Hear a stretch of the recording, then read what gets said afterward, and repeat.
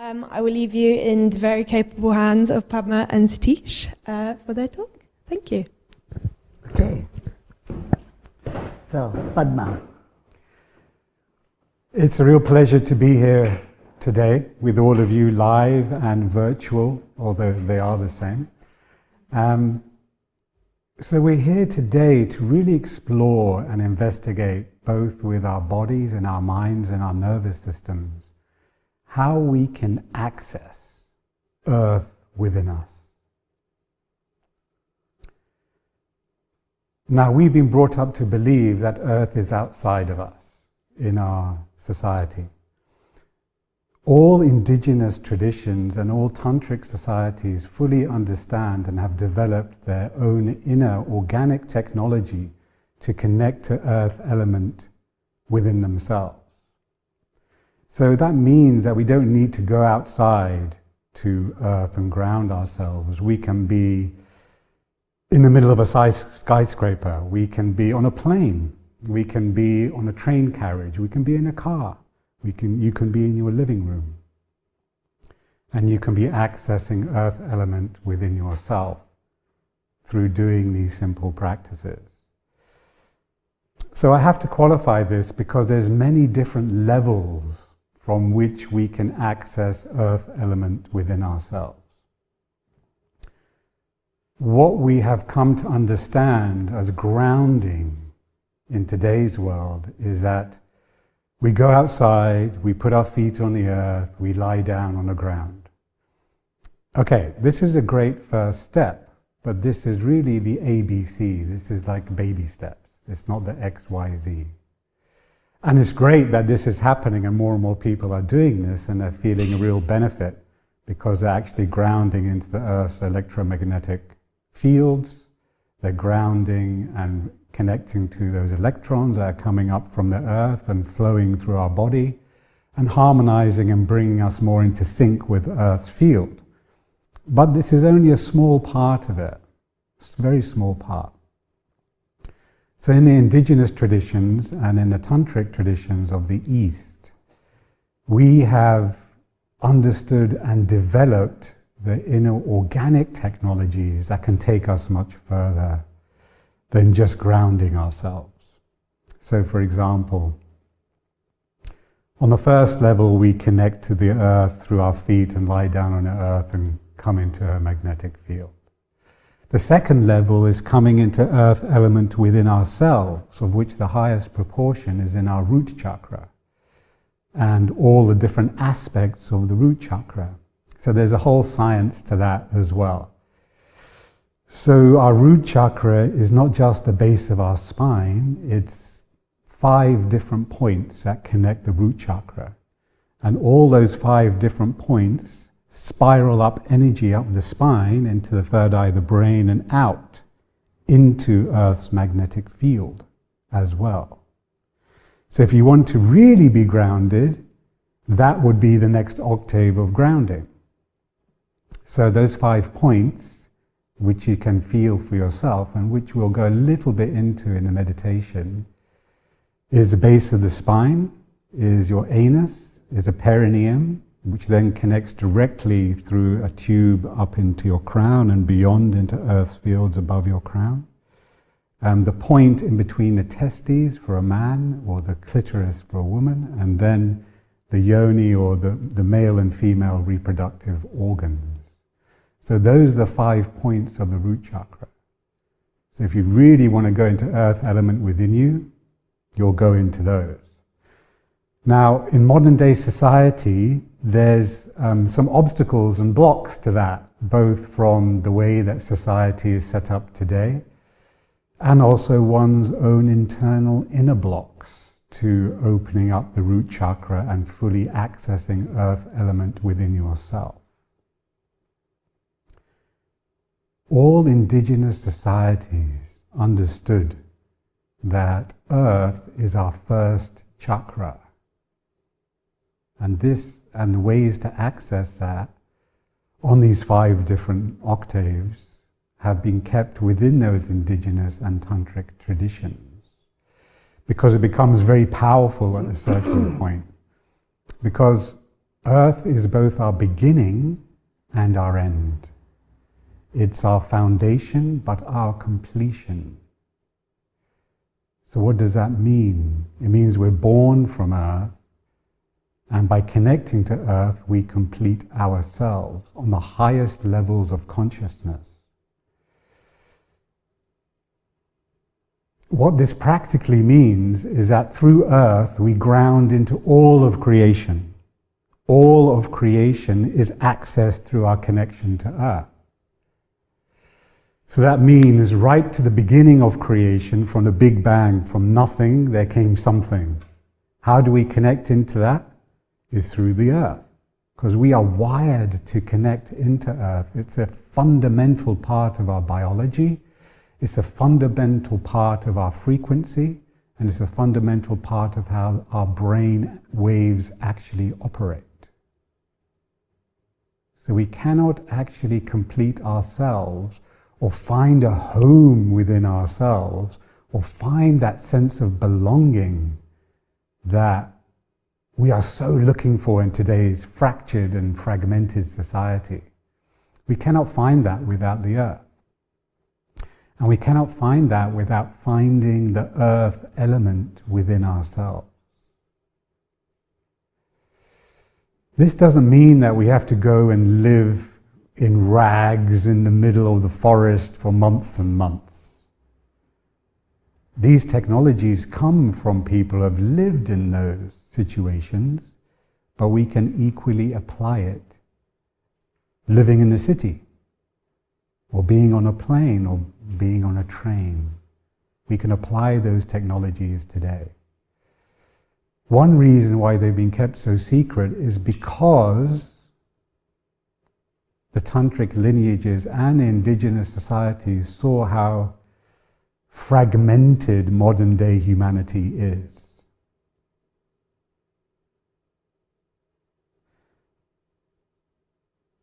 And the ability to open the root chakra, and where earth element is most potent, and then connect from that place into a deeper aspect of the earth, because that's only a beginning, that's not the end. Opening your root is a beginning to really deeply connecting to the essence of earth. The earth's frequency, the earth's electromagnetic fields, the earth's grids, which are sacred geometrically embedded within earth's fields, and then earth's core as well. Once all those five are connected in this science of earth consciousness, then you connect to all of creation, every single part of creation, through your body's connection, innate intelligence, wisdom connecting to earth consciousness within you and without you. So then there becomes no separation between what is within you and what is outside of you, because that barrier in our minds of matter, of earth element, is transcended, i.e. you have fully embraced it, which is the only way you can fully accept or transcend anything, is when you fully embrace it. You fully embrace the matter, you fully embrace the earth element within you, and then you can perceive that light, because it is a light, a very solid light. You can perceive that light within you as a felt sense in your body, and then obviously everywhere else in creation, because earth element is everywhere in creation. There is nowhere it is not. So this is just like a brief overview of the different octaves that we can access, that we have the consciousness and now the technologies to access. And as I said, these technologies have been kept secret for a long time. And I've only been authorized to release it literally in the last month or so. And I'm starting to teach aspects of it to certain people who are clear enough to be able to access it, because, as I said, the tantric lineages and the indigenous societies just look at modern man and they look at, and women, and they look at modern humanity and go, you're not grounded. But not only are you not grounded or respecting or loving the earth, you're not respecting or loving or caring for that within yourself, within your own body, within your own root chakra, within your own creative sexual Shakti expression within yourself. You're not honoring that. But it seems like that there has been a certain shift in people's consciousness in the last couple of years. You could say a critical mass has been achieved. But also there's been this accelerating use of artificial technology and electronic devices, which is basically fragmenting certain people, not all people, but certain people more, and bringing them more into the mental space, away from the earth frequency. And of course, with the use of AI and constant use of technology and phones and computers and of course EMFs and everything, it is actively disconnecting people from feeling the earth's frequency, which of course is everywhere, but it's disconnecting people from feeling that and bringing them more into a mental state. And actually it changes your brainwave rhythms out of sync with the earth's frequency and the earth's harmony of brainwave with rhythms that we actually entrain to naturally. So if you go out into nature and you switch off your phone, your brain waves will change. So just imagine all day you're surrounded by Wi-Fi, you're surrounded by EMFs, you're surrounded by all of this. It is disconnecting you subtly, day by day. So this needs to be remedied, and this is why this wisdom, and also most importantly, the experiential ways to access the depth of earth element are being more released into the world today, because it's so necessary. Wouldn't you agree, Satish? Thank you. Yes, thank you, Padma, for what you have said about earth within and earth without, earth everywhere. The word in Greek language for earth is oikos, from which we get eco. And ecology is a kind of knowledge of the earth, in a way. And so ecology of the self. So knowing the self, who am I? So understanding who am I is the first beginning of ecology. And I am, in a way, microcosm of macrocosm. I am the earth. I am also air, because from the whole body I'm breathing the air. And I'm also water. 70% of our body is water. And I'm also fire. It's a miracle in our body that water and fire can exist together. You drink water and it goes in your stomach, and there is a water in your stomach. And then there's a fire in your stomach, which digests your food and water. So we are, in a way, earth, as a symbolically very beautifully Padma has put it. But I want to extend that to say earth also includes air, fire, water. And soil is another element of the earth. And the soil is the fundamental. The word for soil in Latin is humus. And from humus, means soil, comes the word human. So human beings are literally soil beings.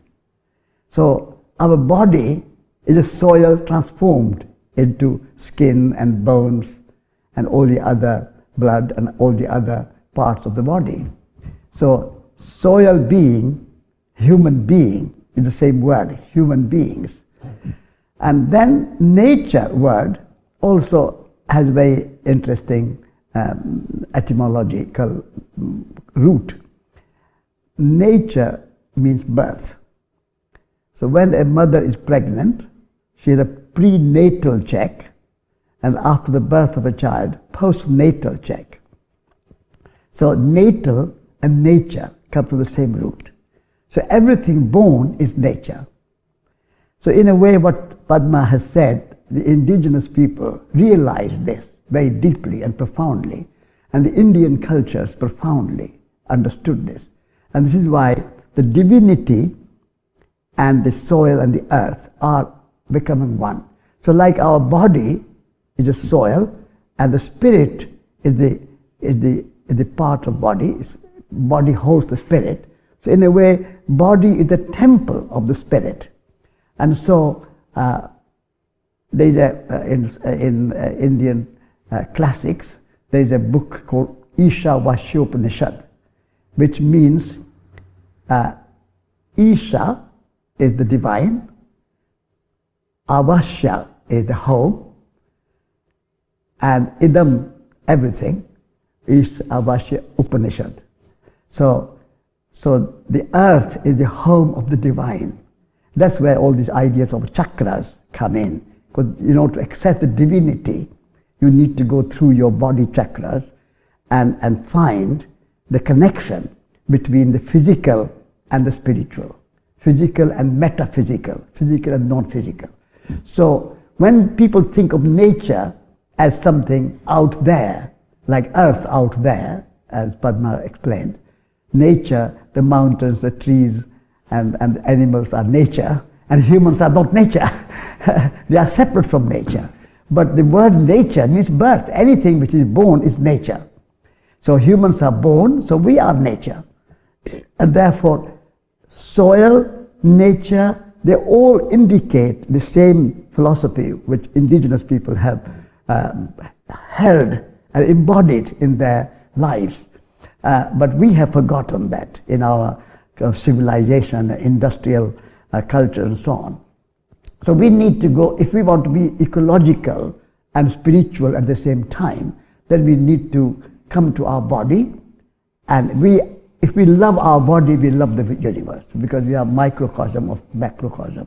So we are the sun, we are the moon, we are the rain, we are the soil, we are everything.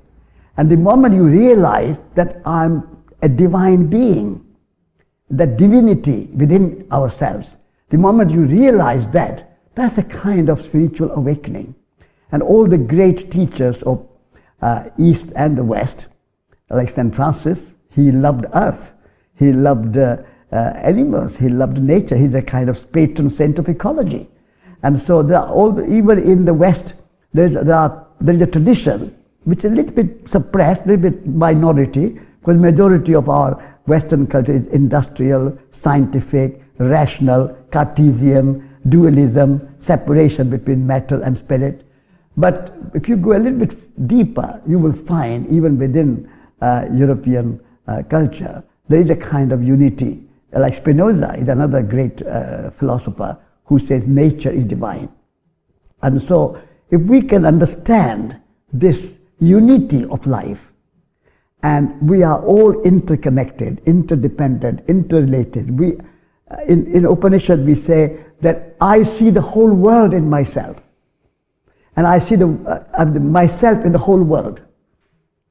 Yes, we are not separate. So the moment, then if you see that relatedness, then all our many problems of discrimination, racism, sexism, war, untouchability, all these problems we have today, they all disappear the moment we realize that we are all interbeings and interconnected, and we are all made of one basic element of earth, mainly, as Padma has put it. It's a very beautiful article Padma has written in this issue of Resurgence. If you haven't read it, you can read it. It's a magazine, it's there. So I would say that if we can embrace this big holistic picture of the earth and spirit together and interacting together, like male, female acting together, like two hemispheres of our brain acting together, left hemisphere and the right hemisphere, like we have two hands together, two legs together, everything working in harmony. You can't walk with one leg, you have to use both legs. So in the same way, matter and spirit, you cannot have just one or the other. Body without spirit is dead body, and spirit without body, it cannot manifest itself. So this unity of life, unity of matter and spirit, unity of earth and spirit, unity of human and divine, this kind of big picture which our indigenous cultures and our Indian culture and Upanishadic culture, Vedic culture, and Padma has written a number of books on that, is a wonderful vision of very holistic picture we have to embrace. And in a way, our modern ecology movement does embrace that, because ecology of love is a kind of ecology of spirit, ecology of the self. We are an ecosystem. We are a miniature earth ourselves, a miniature earth. And so we belong to the earth. Earth does not belong to us, but we belong to the earth. That's a kind of understanding of this earth spirit that sometimes we think it's mine, it's a possessiveness, the kind of, it's in my house, it's in my body, it's in my soil, it's in my fields, it's my this and that. We go beyond that. We say, we are all one. So I would say this earth within, we are earth, and earth without, like the space within and the space outside. There's air within and the air outside. There's a light within, there's a light outside. You cannot separate them. There's something within and something outside. Everything what is inside is also outside. Everything what is outside is also inside. And this is why the inner transformation and outer transformation go together. We cannot just change society or economics or politics without changing our consciousness, without changing our inner spirit. So inner transformation is as essential as outer transformation. And a logical, rational paradigm is as important as intuitive, imaginative, and spiritual paradigm. So it's the most important thing for me in this earth within and earth without is to see this non-dualistic, more kind of unified, unity of life, unified, that one cannot exist without the other. Matter cannot exist without the spirit, and spirit cannot exist without the matter. Like, as you said, Big Bang, there was a gas and there was energy. Gas cannot exist without energy, and energy cannot exist without gas. And when those two together came, then evolution started to happen, and then everything emerged. So for me, this non-dualistic, unified view of life, where everything works together, it's like yin and yang working together. That's the kind of most fundamental understanding for me of earth within. Do you see this kind of ecological perspective and the tantric perspective coming together? Eco-tantra. Eco-tantra. Eco-tantra, that's a good word. I like it. Yeah. Yeah, totally.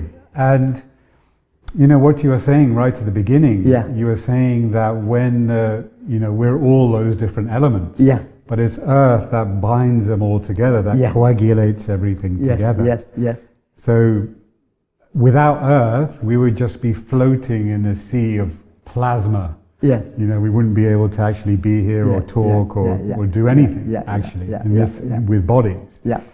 But I find it interesting because if we go back to what you just said, the Big Bang, if we go back to that, in the 1950s, these scientists called Miller and Urey did an experiment. Yes. Where they tried to recreate this kind of ezoic plasmic soup of where all the elements were and where Earth coagulated them all to form the Earth itself. And in so doing, they found all these biochemicals like tryptophan, like serotonin, dopamine, all these feel-good chemicals kind of were naturally in that soup. But then they also found psychoactive molecules like LSD, DMT, and so forth. So this was all in this kind of primordial soup of the elements, of which Earth then arose and coagulated them all together to create this. So isn't that interesting? So we actually our bodies came from this expanded, ecstatic state of consciousness. That's actually where our bodies came from. That is the essence of Earth, is to be totally expanded, totally inclusive, and actually feeling really good about it. Feeling really happy, feeling really joyful, feeling really ecstatic, feeling very visionary. In the Indian tradition, we have three words. Sat, Chit, Ananda. Mm-hmm. So there are very beautiful three words. Sat means consciousness. No. Chit means consciousness. Sat means truth, existence, truth, reality, being, existence, being. And so Sat is what exists, what is being, what is there, real. And that consciousness, which is a kind of implicit in the being, because being cannot exist without consciousness. Right. But when the consciousness and being come together, then there is a kind of third element emerging, which is what you said, joyfulness. The bliss. Yeah. Bliss. And that bliss is the most kind of beautiful idea in the Indian tradition that we have, that all our Hindu or most Hindu monks, when they take the robe of a monk, their name is changed. And their name ends with the word joy, Ananda. So Vivekananda, Shivananda, Atmananda, Dayananda, whatever the name you have, it always ends with Ananda.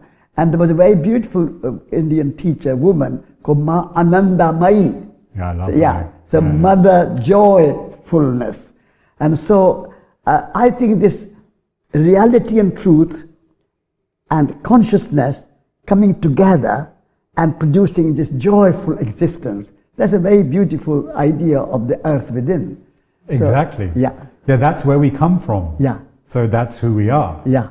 So when we strip away all the layers and the conditionings and the ideas and whatnot, that's who we really are. Yeah. At our very foundation, and that's what earth is as well. So earth in, earth without. Yeah.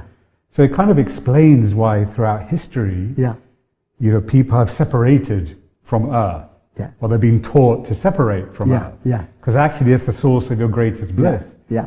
And your greatest belonging, actually your sense of belonging and your sense of being as well. Without earth, you cannot truly belong to yourself, actually.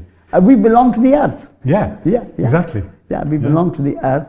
And when we say that we belong to the earth, there's a kind of relationship of love where you feel unity of life. Yeah, you are not disconnected. You feel one. And that way, I think we can celebrate life. We can celebrate the earth. We can celebrate everything and find joy in it. Yeah, all the burdens are taken away. Yeah, you can connect to anyone through earth element, no matter what the differences that your mind may perceive. Everyone has that earth element within them. So you can connect to anyone. But also I find that when I'm really in that earth element frequency on all those levels of consciousness, there's a very particular quality of light that is experienced in the body and around the body and in fact in everything. And in my experience, it's a light, but it's a solid light. It's not like a light that would come from a deep meditation or a light that comes from the sun or these kind of different forms of light. Yes. It's a very solid light that is still light, but it's very solid. Yes. And it's kind of holding you in a kind of grid or a matrix or a sphere or a bubble of this very solid light. And I find that really enjoyable because it's grounding on the deepest level of consciousness, but it's light at the same time. It's a light of consciousness simultaneously. So it's like what you're saying, the matter and spirit are one. By an earth element, or the highest aspect of so the earth light is the kind of spirit. Yes. It's the Earth same. is the matter. It's the same. And the light is the spirit. But what has happened in our modern dualistic worldview, where we separate, then earth becomes, or nature becomes, only a kind of secondary. And we say humans are above nature. We are superior to nature. And earth is only there, nature is only there as a means to an end, like a means to an economic growth or making money or profit or something. First we separate, then we create hierarchy and we say earth is lower, humans are higher, we are not earth, we are not nature, nature is only as a means to our benefit. And so we value nature only how beneficial it is to humans in terms of money or profit. But when you have that kind of unity of life, where light is the consciousness and the light is the spirit, and when you are spiritually awakened, then you become enlightened. The Buddha was enlightened. So light came, and so that enlightenment is the light. And the light is, I would associate with the spirit. Mm-hmm.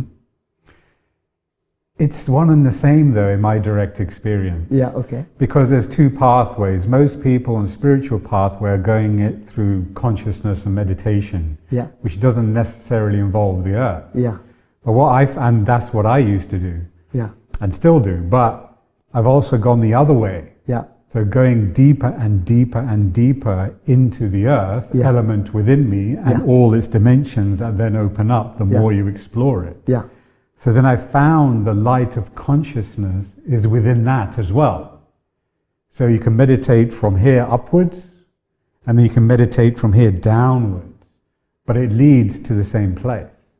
But would you say the consciousness is the primary, and Sat is the secondary, or the existence, the material existence, the secondary, consciousness is primary, or the other way around? Sat is like the beingness from which consciousness arises. Okay, So the consciousness, Chit, is the expression okay, of the Sat.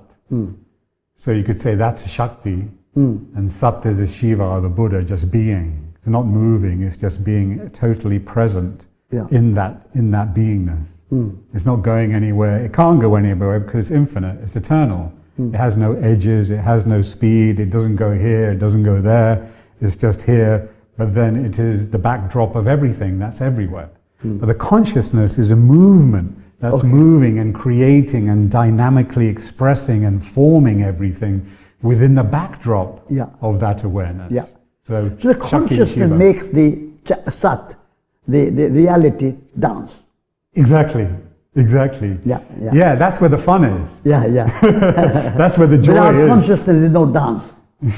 Yeah, and in the Indian tradition, we have Shiva as the kind of god of dance. Nataraj. Exactly. Nataraj means the god of dance, and so that's consciousness. So Shiva is the consciousness, and makes everything move, as you said, everything move and dance. And when you dance, then you are happy, you are joyful. Yeah, that's Ananda. So in a way, and interestingly, Shiva has many forms, but one of the form of Shiva is half male, half female, Ardhanarishwara, Ishwara, yeah. half male. So you see in India when you go, there are images in paintings or images on stone, statues, where it's half male, one breast, one side, everything in half. And that's very interesting to bring those two together. How do you see Ardhanarishwar? Yeah, I see it like that, but then there's so many different ways to see it. You could see it within yourself. Yeah. You could see it in this duality between your body and the formless as well. Yeah. You could see it in, okay, when I'm in that Shiva consciousness, I'm sitting there, I am doing nothing. I am just totally being. Yeah. But then when that Shakti arises from me being Shiva, that's when the bliss happens. Yeah. That's when the expression happens. That's when things get created. That's when things get formed. That's when the trees and the bears and the plants and the oceans and the airs and the planets and the stars. That's all the consciousness of Shakti creating that. But Shiva is a blueprint of being that holds that all together. But Shiva's not actually doing anything in that. It's Shakti that is his expression that springs forth from him. That is creating that. So when I'm to be really practical about it, when I'm sitting there in meditation and I'm totally still and there's nothing happening and I'm just sitting there, I just start laughing my head off. So that's when Shakti is igniting in my heart. So I'm just sitting there, totally silent, and then and then I start laughing. And then that's the Shakti, that's the Ananda.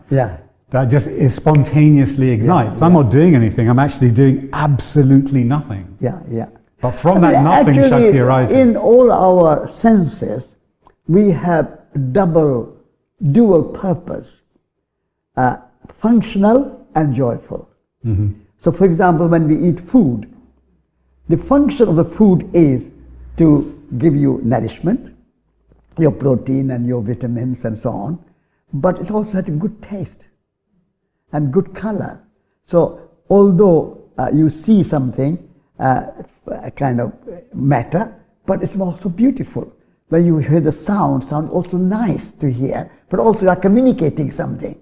So everything in a kind of this consciousness that universe has created, the Shiva and Shakti together, they have this dual purpose of everything joyful and functional. In our modern world society, we create mostly functional. We build functional buildings. We build shopping malls. We build service stations, petrol stations. Jed and I came together to a petrol station, very ugly, and we were talking about it. So what our modern society is doing is to just functional. But in our natural consciousness and natural world, everything has a functional and beautiful, functional and joyful, functional and good taste, functional and joy. Even making love has a function of producing children, maybe, but also it is joyful. So in everything in our kind of natural world of consciousness has this beauty and functionality together. But in our modern technological, as you say, all this technological world, we have just separated beauty and joy and pleasure and made it just functional. And then we just go for cinema or something else to see just for a little bit of beauty. Or we go to concert halls, or we go to museums to see the art. So we have separated that and put into art into museum, art or music into concert halls, separated. And life is without that. But in nature, everything is, flowers are beautiful, trees are beautiful, rivers are beautiful, everything is beautiful, joyful, happy. When you are by the sea, see the rainbow, it's happy and also functional. So how this kind of consciousness which earth within we are talking about is to bring that beauty and functionality together and make art as an everyday life. Our food should be artistic, our house should be artistic, our language should be artistic and beautiful. So if we can make life and a beauty and art as a way of life, everyday life, and not just kind of imprisoned in museums and concert halls and art galleries, and then life is banal and so that's the kind of earth within. This earth has that, in earth everything is there, beauty is there. So you're saying that modern society has divorced the two because they have separated from nature and also the earth within themselves. Yes. So if you were to bring that aesthetic and bring this meaning into our modern day lives and into our technology and into the way that we are interacting with people, rather than just being functional about it, and rather than just having functional devices, like bring the beauty back to the function as well. So it's efficient, but it also reminds us of who we really are at the same time. That would be great. That's yeah. We want more of that. Maybe we can have open for the questions. Are there any questions coming from online? Yes, absolutely. Thank you both for that discussion, for sharing your thoughts and wisdom with us. Yes, definitely we'll open the floor to discussion. If anybody has any questions, you can raise your hand, and if anyone online has any questions as well, they can type those into the box. And so how does the heart fit into what you're talking about? Well, we only truly access the depth of the earth through the heart and through love. And actually our chakras only open, particularly the root chakra, only opens through love. So there's a technology, but love is an intrinsic part of that technology. So in fact, it won't open without that love being there. So you have to generate that love or feel that love and then direct it to the earth, which you can do externally in certain ways, which is beautiful to do. But then you can also direct it internally and direct it into the root. So then that opens and activates more. And then as soon as it opens and activates more, you immediately have a deeper access to earth element as well. Yeah. And also through heart you relate. Through your mind you think, you analyze. But through your heart you connect. So all our relationships are heart-centered. Love-centered is heart-centered. Also our courage is heart-centered. The word for heart in French is coeur. And coeur is the root word for courage. So that bravery, that sacrifice you make, and you do something for the betterment of humanity, like Mother Teresa or Mahatma Gandhi or Jesus Christ or Buddha. They give themselves with courage. And Buddha left his palace and kingdom and everything. But that means a lot of courage. And so he came out to serve the planet, serve the earth, serve the humanity. So I think heart is the source of courage and source of relationship. All our relationship. When you see a tree and you love the tree, it comes from your heart feeling. You don't analyze, you don't define tree, you just enjoy it. The river, anything. So I think that relationship is the kind of heart quality. And to open the root and truly access the depth of the earth takes that heart, but takes courage as well. Yes. Because to really open that, you've got to go through, you've got to heal and clear your ancestral lines as well. Yes.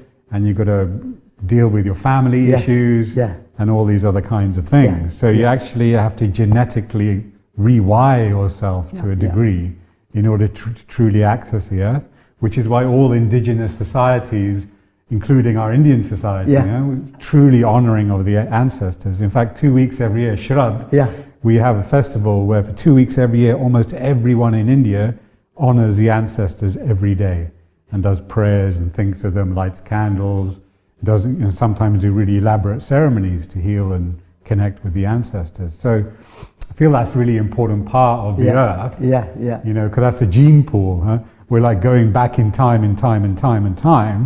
And if your great-great-grandfather was murdered or had, you know, some terrible trauma happen to him, then maybe that's been passed on to you. So you have to sort that out within yourself, give back to him what is his to, you know, take care of. But you have to heal and sort out what that is within yourself, clear it, and then you're automatically going to be more connected to the earth as well, because there's one less obstacle that's blocking your connection to the pure earth rather than a kind of gene pool or the filters that, you know, the earth consciousness and the magnetic memories that the earth holds within itself holds for us as well. Okay, is there a question? Yeah, so speaking of those obstacles, I think our next question ties in quite well with that, and that says, how can we protect our energy when we spend so much time on screens and technology? Yeah, there's two answers to that. The first one is, have your frequency so high that it doesn't matter. That's the most direct way. So that's working on a causal level. If you yourself are not identified to that, then you'll be vibrating above it. So I can sit in the middle of a 5G and 10 phones and 5 computers, I can sit there and I can be totally unaffected by it because I myself am vibrating higher than that frequency. However, if you're vibrating at that, in training to that frequency, or you're lower than that, then it will start to affect you. So I love what Yeshua says. He says that love is the greatest protection, which is absolutely true. Like I've been in Kashmir, where people are like killing each other. And I've been walking along the street and I've been smiling and waving at tanks and soldiers, and they've been smiling and waving at me. So I'm like, this works. It works. You know, if this works, if you love smile, is a they will great smile back. Love is a great, and I've been in like violent slums in I deliberately did this when I was 25. I went into like the worst slums in LA where like the Bloods and the Crips and the crack dealers and the prostitutes used to hang out. I walked barefoot at 3 o'clock in the morning, walking around these slums, and there was like prostitutes and drug dealers like on the streets, and I'd be walking along just smiling at people, and they go, "Hey bro, how's it going?" And I go, "Yeah man, it's going well." And so I wanted to prove that to myself, that this actually worked, because I heard it, love is the greatest protection. I was like, really? So I went and tried it, and I did it in Kashmir, I did it in LA, I did it in Stonebridge in London, which is another big drug place. Yeah. And everywhere I found that if I was open and not in fear, people would love me. Yeah. If I was in fear, people were like, "Oh, I'm going to mug him. Can I make some money from him? Yeah. Or perhaps I can, take his jacket or his phone." Yeah. So that's the fundamental causal thing. Yeah. But so again, it's that inner evolution. Yeah. If you evolve, then the external transforms. Yeah. So that would be the real answer. Now, on another level, if you're stressed or whatever, you can use things like shungite to protect yourself against EMFs. You can use tourmaline. You can use a thing called Aries Tech, which is this electronic deflection device. You can use this Egyptian thing called biogeometry, which deflects EMFs as well. You can do all of that. But understand it's all just an effect. It's a symptom. It's not a cause. The cause is, once you've sorted out those things within yourself, and actually your root chakra is clear and connected to your heart, then it won't affect you. You have been using the term root chakra. Yeah. Could you, because some people on the line, there's another question there, but before that, some people may not know this word, root chakra. What does root chakra mean? So the root chakra is the base of our nervous system. It was the first chakra that was formed when we were in the womb. Yeah. And so we were originally formed from 8 cells. Yeah. And those 8 cells formed at the base of our spine. Yeah. And then they multiplied into 16, 32, 64, and so on. Yeah. And then the rest of our body was formed. Yeah. So the root chakra in the tantric tradition is the base, our foundational energy. That's why all the energies in our system, the Kundalini Shakti energies, come from the base and spiral up. Okay. And open up all the chakras and come into our brain. Yeah. So of course, what blocks? So there are 7 chakras? In the tantric system. Yeah. In the Egyptian system, there's 9. Okay.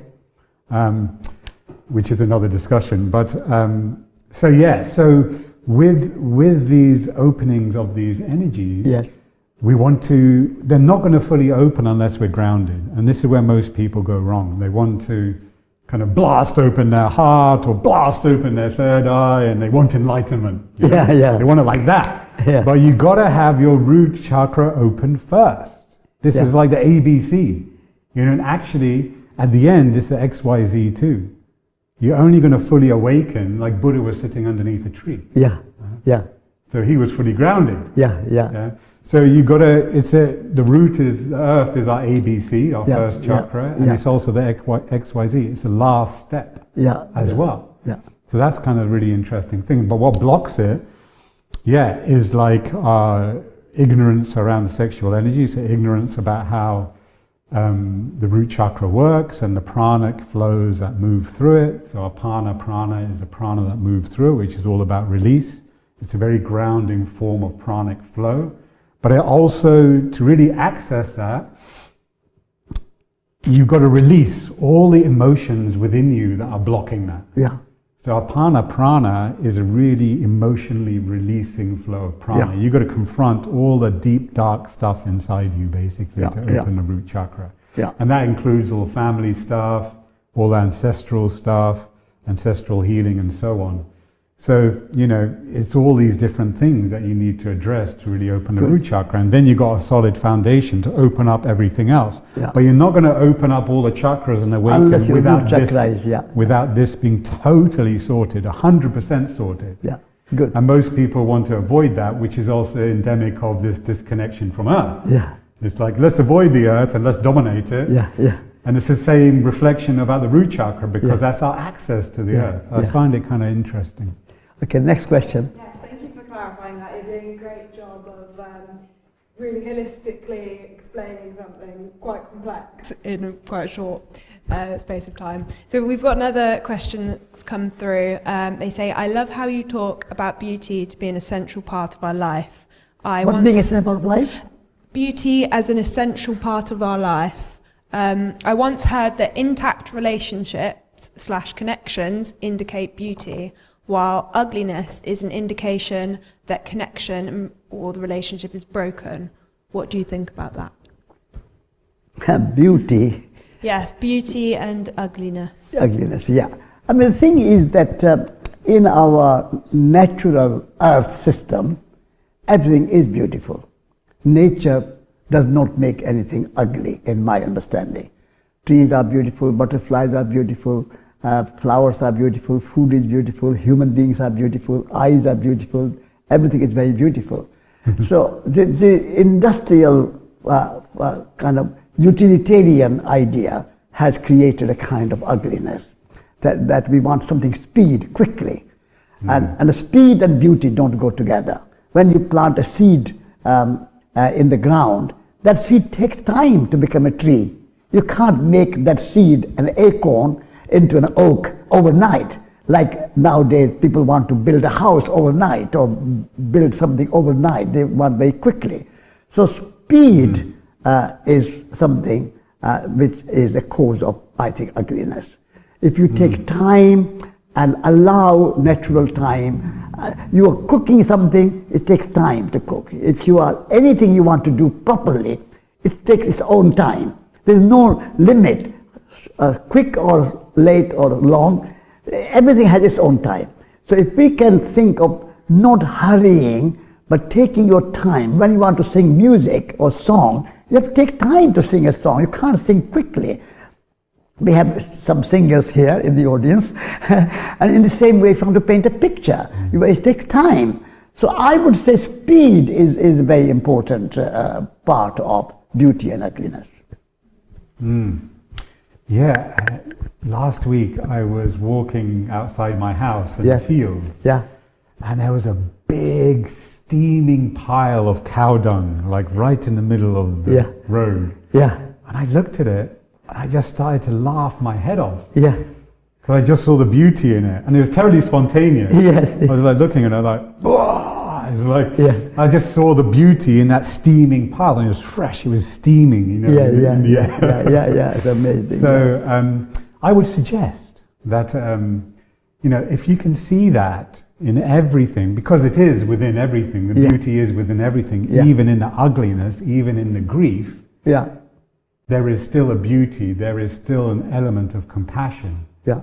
There is still an element of heartfulness. If you can connect to that, even amidst the ugliness or the industrial, you know, mining and so forth, if you can connect to that yourself, then you go into that non-dual state with it. Yeah. Again, that's a cause rather than dealing with the symptom or the effect. Yeah. Okay. Any question? Any question in the audience here? Yes. Yeah. Thank you. I read your article in there, and there's Resurgence. Sorry? In Resurgence? Yes, in Resurgence. Yeah. And there was just one thing that I thought was really, really interesting, which ties into what you were saying earlier about finding the earth within you as well. And you were talking about astronauts who, when they disconnect from the earth, they actually start not being able to remember things, not being able to access emotions and memories and things. Mm-hmm. And I thought that was quite extraordinary and very, very telling. And I wonder what it says about society that Donald Trump is making it his stated aim, as he says, that to build a colony on Mars. Mm-hmm. You know, I mean, this kind of disconnect from the body. I just wonder where that information comes from, because I'd like to find out more about that. Yeah, NASA discovered that a long time ago, because when they sent the first astronauts, and I think the Russians discovered it too, when they sent the first astronauts out of Earth's gravity, out of Earth's electromagnetic fields, the astronauts started to become disorientated emotionally. So they'd started to lose their emotional reference points or emotional identity. Now this ties in perfectly with how indigenous societies saw the earth. They saw that our emotional memories are connected and held within Earth's magnetic fields. So there's two ways to look at that, Is like, like the rishis in India, they would say that if you're caught within the gravity of Earth's fields, you're a prisoner. And their expansion of consciousness was to go beyond any reference point or any identity, and to go beyond that into having no identity, or at least having no attachment to your identity. So that's one way of looking at it, yeah? But if you want to heal your emotional memories, most people will have to deal with that and go into their emotional memories and grieve them or cry them out or release them and heal them whichever way they do. So, NASA has proved what ancient indigenous societies also knew. And then if we look at it even a different way, reincarnation is a very powerful attractor to coming back to Earth. Why? Because your memories and identities are held within Earth's fields. So the law of attraction is bringing you back to Earth until you have resolved all those emotional lessons and challenges and traumas and healings and opportunities for expansion and evolution that comes from that. So until you've resolved all of that, you're going to keep coming back to Earth and keep coming back and keep coming back until you have healed it. And then when you've healed it, there's no more attraction to Earth's fields and you'll no longer reincarnate here, is how a rishi would say it. But isn't it kind of mad that human beings are trying to, well, some human beings, that there's this kind of impulse to get away from the Earth and to make a colony in Mars? I mean, what's wrong with it? Why are these things happening? It's just another experimentation of consciousness, isn't it? It's like everything is an experiment, So they're experimenting with that. So I don't feel to judge anything or anyone for what they want to do. If they want to do that and see what happens, because it hasn't happened before, great. And then the people who sign up for that are people who are interested and passionate about that. They want to go to Mars, and that's their passion. Great. I always support someone if it's their passion to do it. Yeah. It's like, great. So there's something to learn for them. Okay. And who are we to judge that? Thank you. Yes, we've got time for one more question. Yeah. So how do Satish and Padma personally deal with the grief of seeing daily degradation of the earth? To not despair over pollution and destruction of beauty and the wildness. The degradation of the earth as it is happening is because we have become very left brain centered. I mean, we have two hemispheres in our mind, left brain and right brain. And left brain is more analytical, more managerial, more greedy, you can say, and doesn't know the limit. More. How much you have, there's no contentment. And this is why we see nature as a resource for the economy, earth as a kind of means to an end, because our left brain is kind of discontented. So to balance that brain, we need to have a right brain, which is more intuitive, more imaginative, more creative, more relational, more conscious. And therefore, and we all are part of it. Our education is part of it. In our schools and universities from age 5 to 20, we are just trained to think from a left brain and not feel, not have intuition, not have imagination, not have creativity. And we are all being trained to get a job and work to earn money. And that's it. That's the purpose of life. And this is why this degradation of the earth and the environment and the kind of air and water pollution, all that is happening. So now each and every one of us have to start from our own place where we are and develop our own intuition, imagination, creativity, contentment, and be in charge of our own lives. I mean, it's very easy we can complain about industrial system, government, business, etc., etc. But that doesn't lead you very far. So we need to start with ourselves and make our own example, be the change that you want to see in the world. And then we need to communicate these ideas like we are doing today with other people and spread the word. And that way, perhaps a bigger consciousness can emerge and more people can start to see. So we need to communicate these ideas and work together. And we need to join together, work together, support each other, and those who are moving in the right direction of balance the brain and more ecological, more spiritual, more holistic, working together. So this way we can perhaps bring some transformation. This is a long journey of transformation. We do actually have more time for a couple of questions. There's another one that's come through about practical ways of opening your root chakra.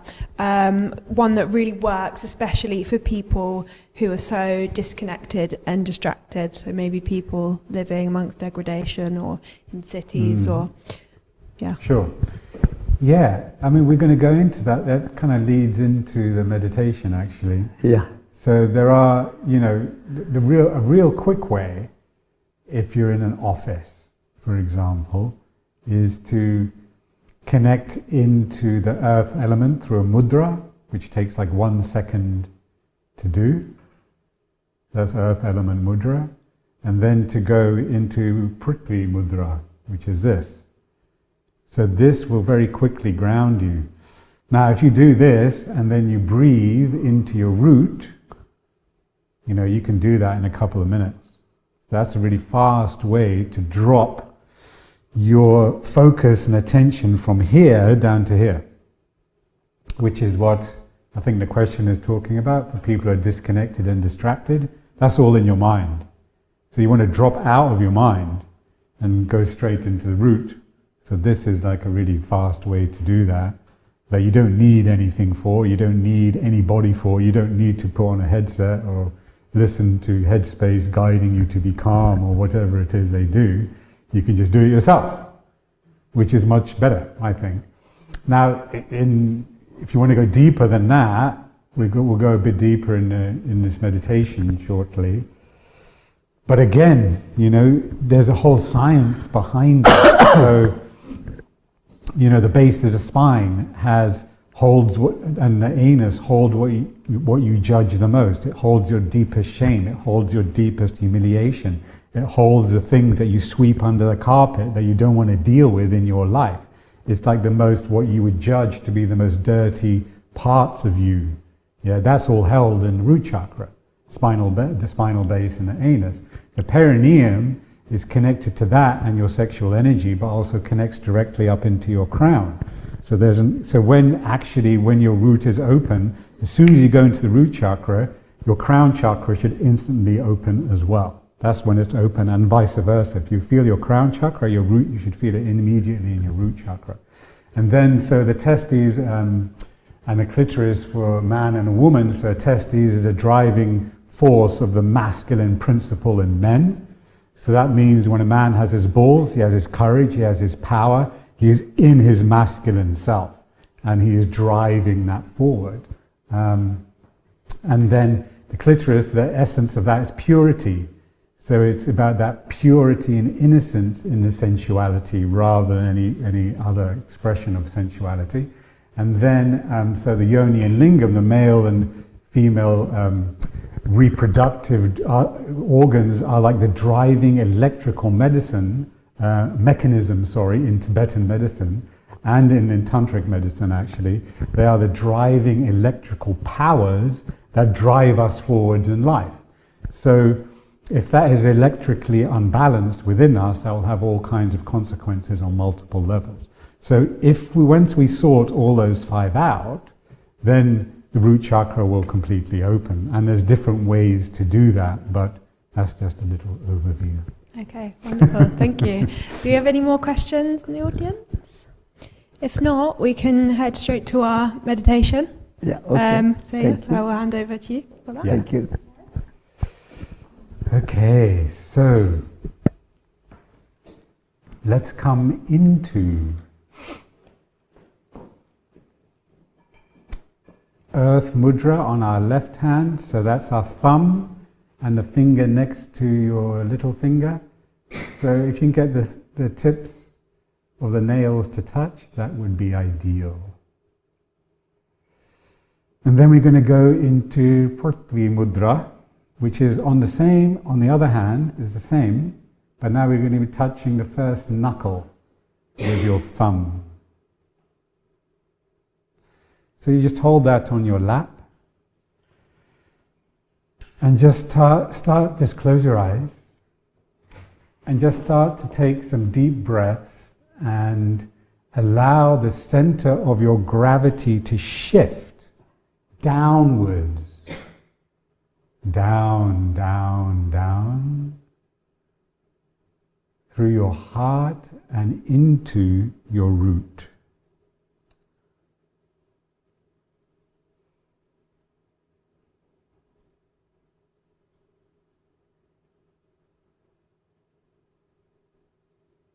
So there are 6 different aspects of earth element resonating through 6 different parts of your body. These are your nose, your sense of smell, your sexual organs, your innate inertia or stability, all the 5 parts of your root chakra, and your individual sense of yourself, who you think and believe you are.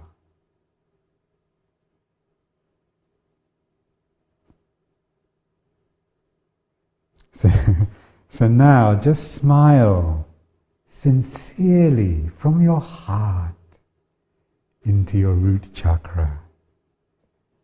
Really big smile. You can even see like your inner child smiling into your root chakra, playing and dancing in your root chakra. And feel and say from your heart with love internally, I love you, my root chakra.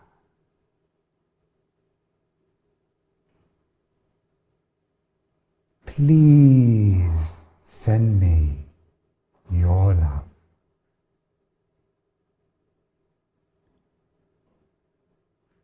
I love you, earth element within me. Please send me your love.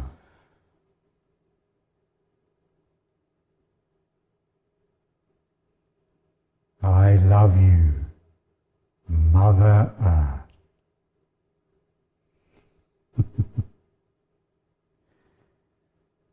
Please send me your love.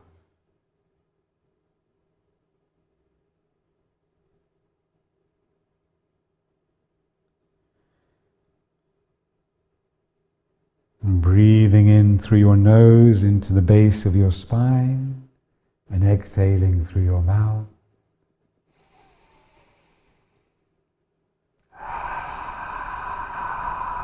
Really letting go in this exhale. Relaxing your base of your spine, your glutes, your buttocks.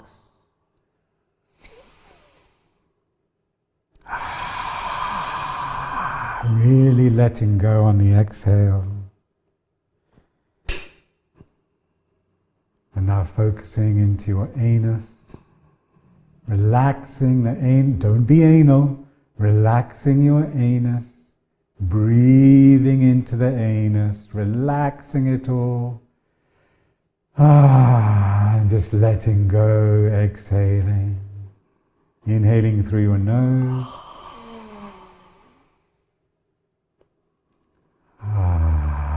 Exhaling through your mouth, dropping down deeper as you're breathing.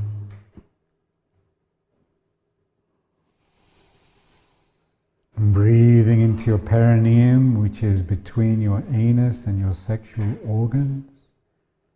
It's just a point of light there, so breathing into this point of light. Through your nose and exhaling through your mouth.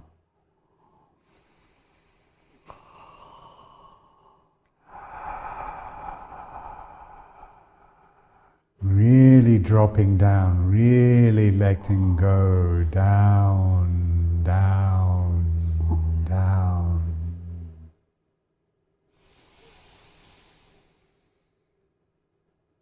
And breathing into the middle point between the testes or the clitoris for a woman.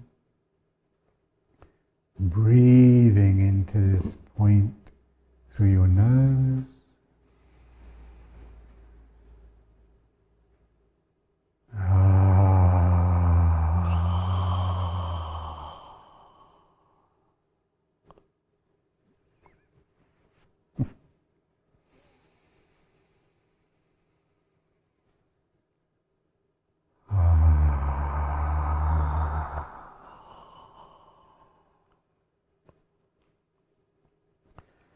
And now breathing into the whole sexual organ, the whole lingam and yoni, the whole penis and vagina, breathing into it.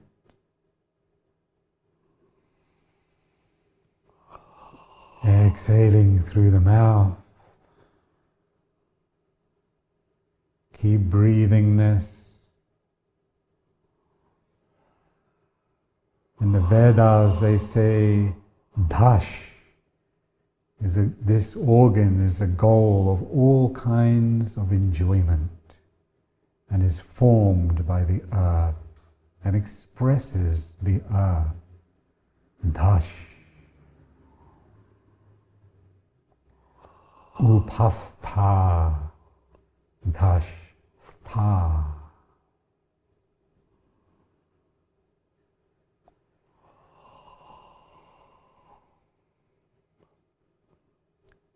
So in turn, keeping your focus here on the lingam yoni, on the sexual organ, I'm going to sound the syllable for this.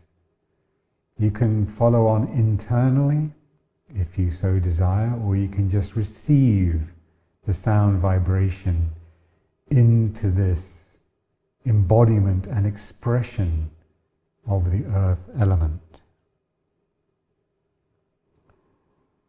Dash,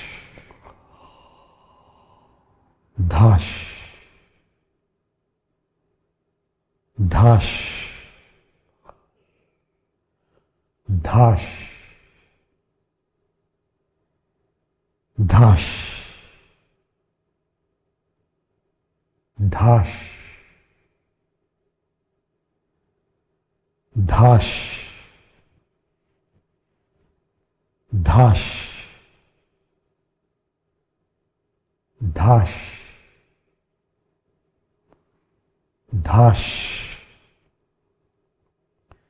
Continue sounding this internally and breathing as you sound this internally, breathing a line of energy connecting your sexual organ to the base of your spine.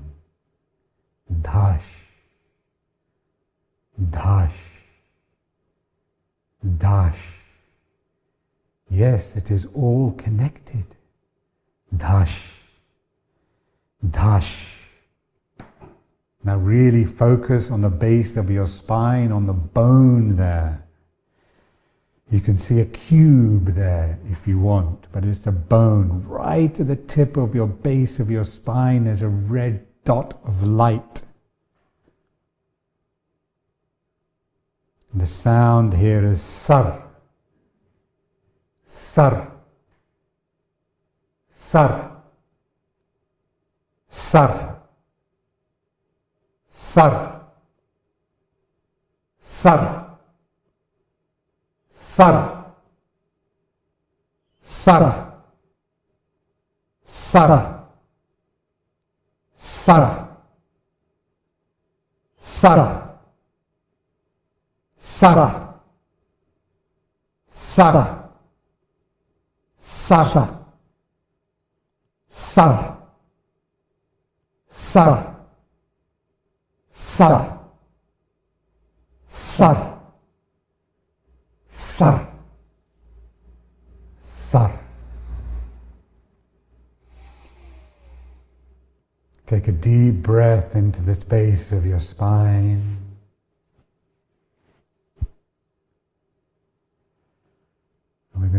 it all together. So just feeling now the base of your spine, your anus, your perineum, your clitoris, your testes, your lingam, your yoni, your penis, vagina.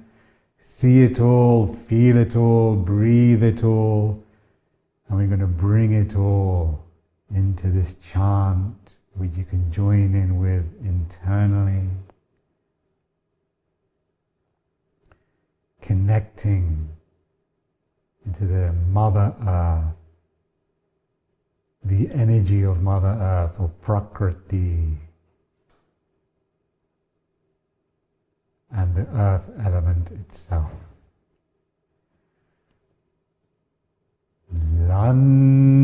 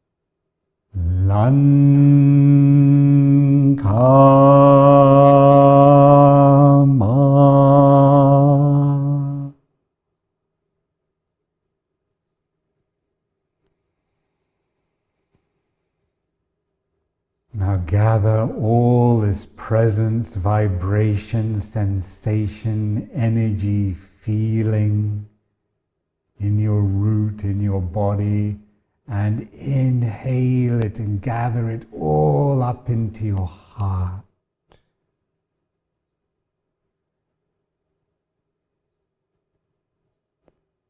And again, gather and breathe and inhale all this energy from the root up into your beautiful, soft heart.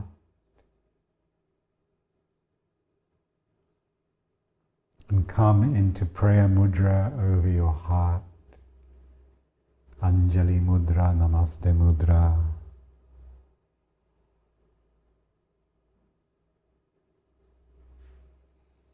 Gathering all this energy into your heart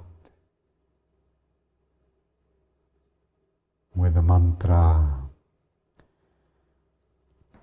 Om Bhura Bhuvaha Bhuvaneshwarayai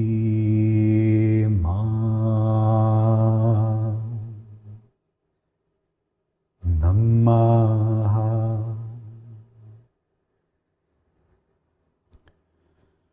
Om